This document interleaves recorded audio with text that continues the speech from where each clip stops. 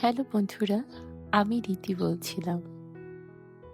এই মুহূর্তে কাছে এবং দূরে যে যেখান থেকে আমাকে দেখছেন তাদেরকে জানাই অসংখ্য ধন্যবাদ এবং আশা রাখি আপনারা সবাই সুস্থ এবং ভালো আছেন। আমরাও অনেক ভালো আছি। আজকের সকালটা না একদম বেশ রোদ উঠেছিল, একদম ঝলমলে। আকাশটা এত সুন্দর, দেখতেই একগাদা কাপড় চোপড় ধুয়ে ছাদে শুকা দিয়ে আসলাম। তারপরে এই যে বাকি কাজগুলো করছিলাম, অনেকদিন পর আজকে রৌদ্র উঠেছে বরিশালে। এদিকে চাল ডাল ধুয়ে সবকিছু সেরেলাক্সের জন্য ধুয়ে একদম রোদে শুকিয়ে নিচ্ছিলাম, যে আবার কখন বৃষ্টি চলে আসে এই সুযোগটা আর হাতছাড়া করা যায় না। তাই বাবার জন্য এগুলো করে নিচ্ছিলাম, যে চাল ডালটা ভালো করে ধুয়ে একদম ঢেকে রাখছি যাতে কাক এসে না করতে পারে। এদিকে বাবা কতগুলো তেঁতুল নিয়ে আসছিল, এই তেঁতুলগুলোকে একটু শুকা দিচ্ছি। আর তেঁতুল দেখতেই জিভে জল চলে আসছে। আমি তো টক অনেক বেশি পছন্দ করি। তেঁতুলগুলোকে একটু রোদে শুকা দিয়ে নিচ্ছিলাম যাতে বিচিগুলো ছাড়িয়ে পরেই করে নেব। আর এটা তো নতুন তেঁতুল খেতে কিন্তু একটু বেশিই স্বাদ লাগে। যাক, এবার ছাদ থেকে ফিরে এসে বাসায় কাজগুলো করে নিচ্ছিলাম, বিছানাটা গুছিয়ে নিচ্ছিলাম। বাকি অন্যান্য কাজগুলো করা কমপ্লিট হয়ে গেছে। ঘরের বিছানাটা গুছানো হয়ে গেলে মনে হচ্ছে যে সব কাজ হয়ে যায়। আর বিছানাটা এলোমেলো থাকলে মনে হয় সারা ঘরটাই এলোমেলো। দেখবেন অনেক ঘর এলোমেলো, আপনার বিছানাটা গুছানো মনে হচ্ছে ঘরটাই পরিপাটি হয়ে গেছে। এরপর আজকে একটু বেলের শরবত করব। আজকে বেলের শরবতটা দুধ না, শুধু বিট লবণ আর ঠান্ডা জল দিয়ে করে নিব।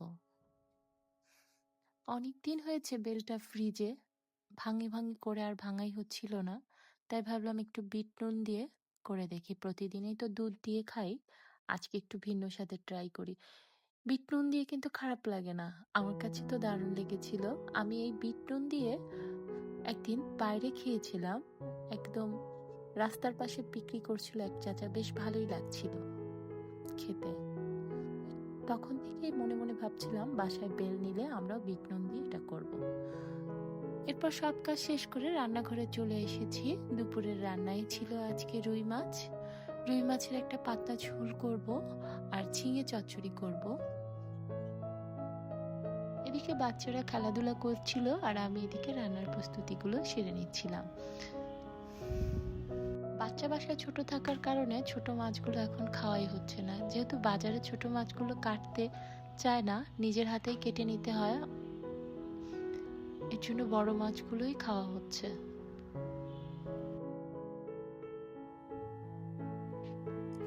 এরপর ডিসিশন নিলাম, চিন্তা করলাম যে না, পাতলা ঝোল করব না, আজকে রুই মাছটাকে পেস্ট দিয়ে একদম ভুনা করব। একদম মাখা মাখা করে একটু পেঁয়াজ বেশি করে দিয়ে, পেঁয়াজ বাটা আদা বাটা এটা দিয়ে একদম ভুনা ভুনা করব।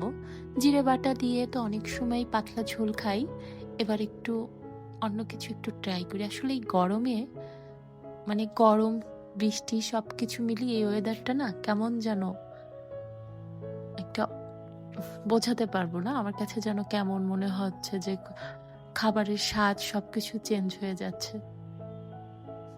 যাই হোক, আমি এখানে মাছ ভাজাটা তুলে দিয়েছি, মাছগুলোকে ভেজে নিচ্ছি। এরপরে মাছটাকে পেঁয়াজ রসুন দিয়ে ভালো করে ভুনা করব। আজকে একটু বেশি বেশি করে পেঁয়াজ দিয়ে ভুনা করব, দেখি মাছটা কেমন লাগে। একদম মাছটা ফ্রেশ।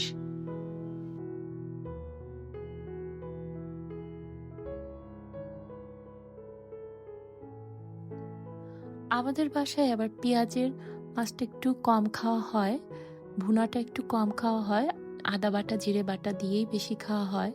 আজকে একটু আদার সাথে একটু রসুন পেঁয়াজ অ্যাড করে তারপরে রান্না করব। মাছটা একটু মাখো মাখো করে,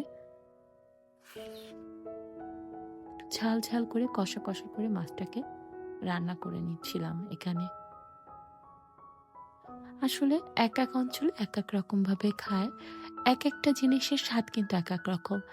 জিরে জিরে বাটা আদা বাটা দিয়ে এটার স্বাদ একরকম, পেঁয়াজ রসুনের মাছটার স্বাদ কিন্তু আবার আর এক রকম। প্রতিটা খাবারই সুস্বাদু, কিন্তু এক একটা টেস্ট এক এক রকম। আজকে একটু মাছে তেল বেশি দিয়েছিলাম, একবার তেলটা ঝোলে ভেসে উঠছিল, দেখতেই একটা মানে লোভ লেগে যাচ্ছিল আমার যে কখন মাছটা হবে আর কখন গরম গরম ধোয়া ওঠা ভাতের সাথে মাছটা খাবো।